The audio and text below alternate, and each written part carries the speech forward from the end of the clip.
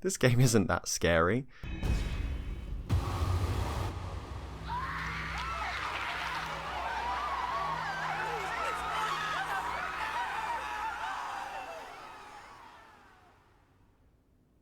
Some of you may have seen the video I made a couple of months ago where I boldly claimed, and we have a game that will define horror for the next generation. Well, Medium is now released, and I may have been a bit overhyped for its arrival. Medium is out now on the Xbox Series X, S, PC and Game Pass, and it's good. In fact, I'd even say it's great. Not fantastic, but it's great. I have my overall thoughts on the game, but this isn't a review. The Medium may not be defining horror for this new generation, but it's certainly a horror game worth playing, even for scaredy cats like myself. And in this video, I want to try and look at why that is. All the gameplay footage that you see in this video has been captured in the early hours of the game, just saying that just so there shouldn't be any spoilers in this. Also, before we move on, I've hidden this somewhere in the video. If you're the first person to tell me in the comments the timestamp and where you saw it, I'll put you into the next one. On with the spooks! Firstly, I don't play horror games. I mentioned this in my video about why I watch Let's Plays. I'm not usually a fan of the gameplay. The whole running and hiding, scarce resources and inventory management, that just ain't my bag, baby. I'm in it for the story. But I really enjoy playing the Medium, and I think that's because at its core, the Medium is just a point and click adventure game.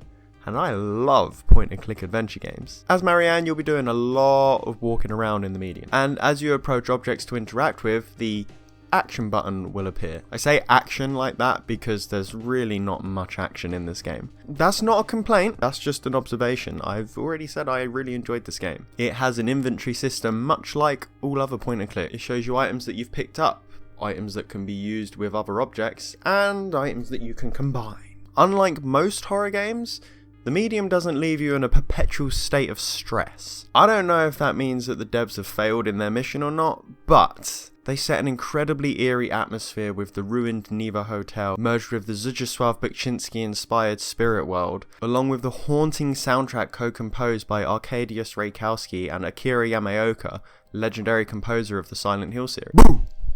Jump scares. What jump scares? Jump scares are used very sparingly in the Medium. Not to brag or anything, but some of them didn't quite get me, you know? This actually helped to not be in a perpetual state of stress, wondering what's gonna jump out at you at every turn, because 9 times out of 10 nothing did jump out at you. Which I kinda like. Sometimes a lot of jump scares can be quite cheap. That's not scary, that's just triggering primal instinct that's built into you for defense. That's not horror. Horror's in the mind. You also won't be pounced on for interacting with objects and puzzles, which I greatly appreciated.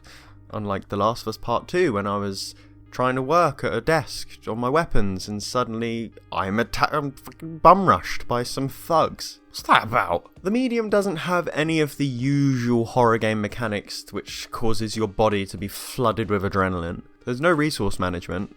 All of the items that you pick up will be used for the puzzles in that immediate area. And there's no combat. Not really. There are some sections later in the game where you spirit blast some hungry plants, but we won't go into that. And there's no running and hiding either. I mean, there are times where you do have to run. The big bad, the Maw, will enter a room purse first, and then you gotta sprint down a corridor to get away. There's no hiding. Once you reach the end of said corridor, he'll just kind of go away. He's scared of the light, you know. And there are some stealth sections. The Maw is walking around and you just need to kind of hold your breath a bit so you're not detected and hide behind some or move around some, say, filing cabinets or whatever so he can't see you. These sections aren't long and they're really not that difficult either, though they probably are the most fear-inducing sections in the game. If you fail the sections with the Maw, you can quickly jump back in. No biggie. That's literally the Medium in a nutshell. That's all the mechanics. There's not many jump scares, like at all, and the ones that are there, most of them won't really get you too much. There's no stress-inducing resource management, so like thinking about ammo or batteries for a camera or anything like that. All the items you pick up are used for puzzles. There's no running and hiding from enemies, just straight running, and it's kind of on rails. I'm kind of making this game sound bad. It's really not.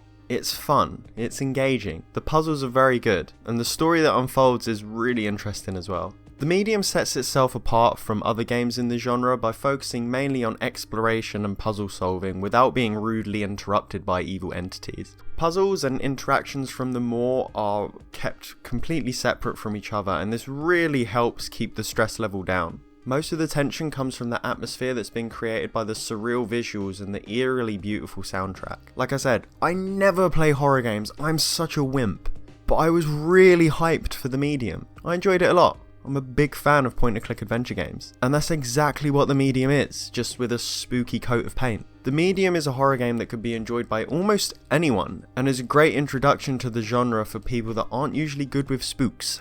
Perhaps it's a game only for wimps, and hardcore horror fans won't enjoy it. Maybe its full potential wasn't realised. I don't know, but I highly recommend it to both horror fans and fans of point-and-click games. It hasn't quite defined next-gen horror, but it's a damn good game.